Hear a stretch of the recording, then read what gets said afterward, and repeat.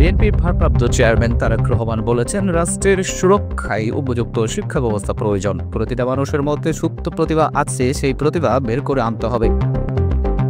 শনিবার বিকেলে কিশোরগঞ্জের পাকুন্দিয়া খন্দকার শামসুল আলম ফাউন্ডেশনের উদ্যোগে রাষ্ট্র মেরামতের ৩১ দফা প্রস্তাবনার উপর স্কুল মাদ্রাসার শিক্ষার্থীদের মেধাবৃত্তি প্রতিযোগিতার পুরস্কার বিতরণী অনুষ্ঠানে ভার্চুয়ালি যুক্ত হয়ে তিনি এসব কথা বলেন।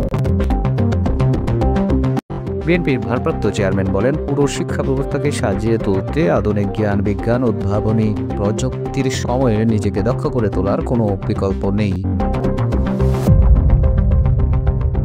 তারেক রহমান বলেন, প্রতিটি মানুষের মধ্যে সুপ্ত প্রতিভা আছে, আর এই প্রতিভা বের করে আনতে হবে এবং সুপ্ত প্রতিভা বিকাশের সুযোগ করে দিতে হবে। তিনি বলেন, ঘোষিত ৩১ দফার অংশ হিসেবে দেশের প্রচলিত শিক্ষা ব্যবস্থাকে সময় উপযোগী শিক্ষা ব্যবস্থা গড়ে তুলতে বিএনপি বিশেষজ্ঞ টিম তৈরি করেছে, যারা এর মধ্যে অনেক দূরে এগিয়ে গেছে।